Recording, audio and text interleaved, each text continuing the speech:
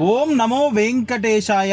ఈరోజు 31/1/2025 నాడు శుక్రవారం తిరుమలలో సాధారణంగా ఉన్న భక్తుల రద్దీ నిన్న అనగా 30/1/2025 నాడు స్వామివారిని దర్శించుకున్న భక్తుల సంఖ్య 51,349 మంది స్వామివారిని దర్శించుకున్నారండి. అలానే స్వామివారికి తలనీలాలు సమర్పించుకున్న భక్తుల సంఖ్య 14,082 మంది స్వామివారికి తలనీలాలు సమర్పించారండి. అలానే స్వామివారి హుండీ ఆదాయం చూసుకున్నట్లయితే 3,65,00,000గా స్వామివారి హుండీ ఆదాయం ఉందండి.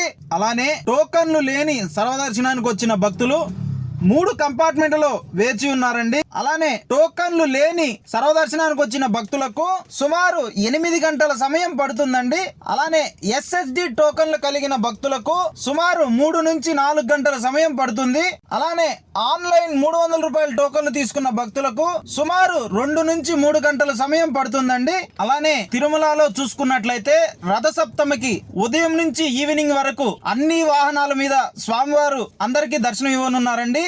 ఈ రథసప్తమి అనేది ఫిబ్రవరి 2025 ఫిబ్రవరి 4వ తేదీ రథసప్తమి వేడుకలు తిరుమలలో టీటీడీ వారు నిర్వహించనున్నారండి. అలానే మన ఛానల్లో చాలా మంది వీడియోస్ ని సబ్స్క్రైబ్ చేయకుండా చూస్తున్నారు. అందరూ సబ్స్క్రైబ్ చేసుకోండి.